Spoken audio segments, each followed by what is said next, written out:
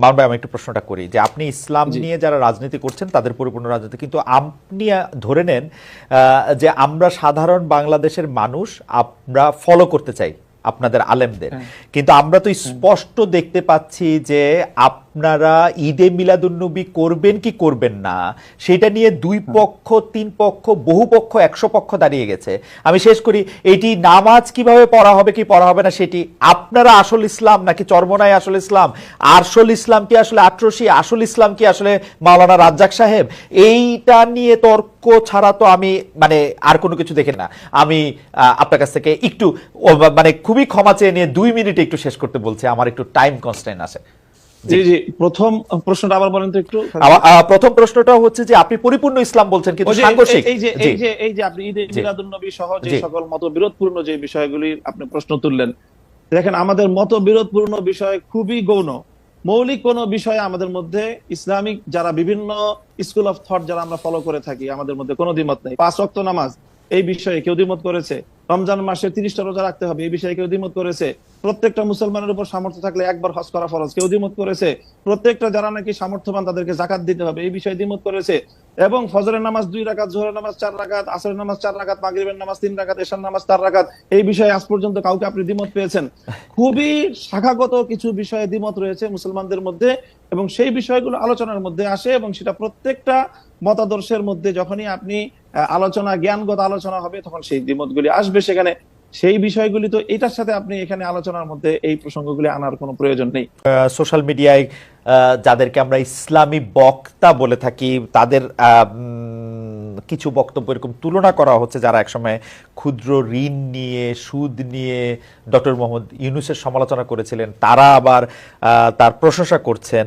বক্তাদের একটি অংশ কি বাতাস বুঝে বক্তব্য দিচ্ছেন কিনা, এবং আপনারা যে ইসলামকে, যেটিকে আসলে পলিটিক্যাল ইসলাম বেশি করে বলা হচ্ছে যেটা, এবং যেই কারণে বাংলাদেশে ইসলামী দলগুলির মধ্যে অনেক বিভাজন দেখা যাচ্ছে, মানে কেউ হয়তো ইসলাম বিশ্বাস করছেন এবং জোর দিয়ে বলছেন যে জনাব মামুনুল হক যেগুলি বলছেন সেগুলি ইসলাম না, আরেকজন বলছেন যে ওইটা যারা বলছেন তারা কাফের। আসলে কোনটা বেশি গুরুত্বপূর্ণ, কোনটাকে আমরা ফান্ডামেন্টাল ধরবো? জনাব মামুনুল হক।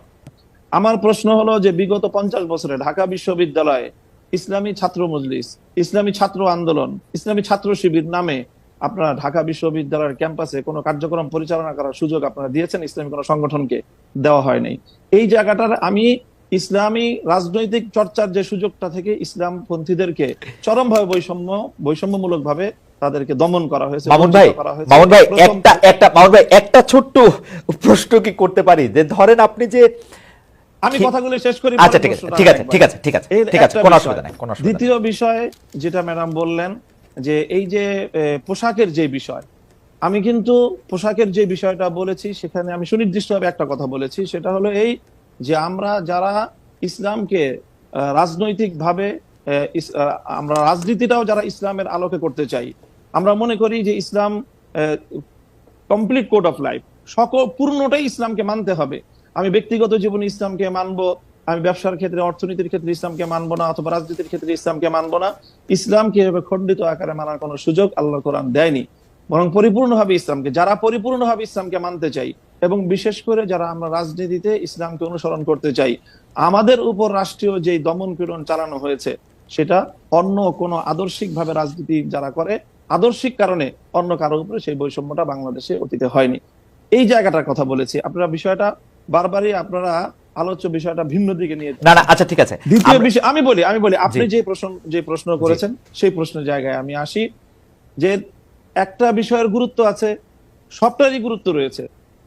সুদ, ঘুষ, দুর্নীতি সহ যেই সকল বিষয়গুলো ইসলাম নিষিদ্ধ করেছে, এর প্রত্যেকটার বিষয়ে আমরা ফোকাস করি, আমরা আলোচনা করি।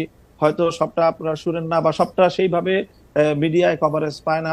মিডিয়ায় কভারেজ পায় সাধারণত চলমান ইস্যুগুলো, এবং যে বিষয়গুলোকে রাজনীতির সাথে সংশ্লিষ্ট সেই বিষয়গুলো গুরুত্ব পায়, বা সেই বিষয়গুলো হয়তো অনেকটা ফোকাস হয়, কিন্তু সবটা বিষয় একই।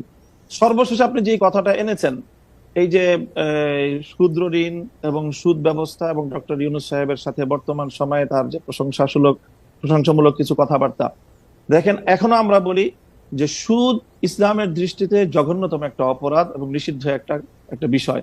কাজেই সেটা ক্ষুদ্র হোক আর বৃহৎ আকারে হোক, ক্ষুদ্র ঋণের মাধ্যমে যে কাজটা হয়েছে সেটা হলো সমাজের তৃণমূল পর্যায় পর্যন্ত সুদ ব্যবস্থাটাকে পৌঁছে দেওয়া হয়েছে।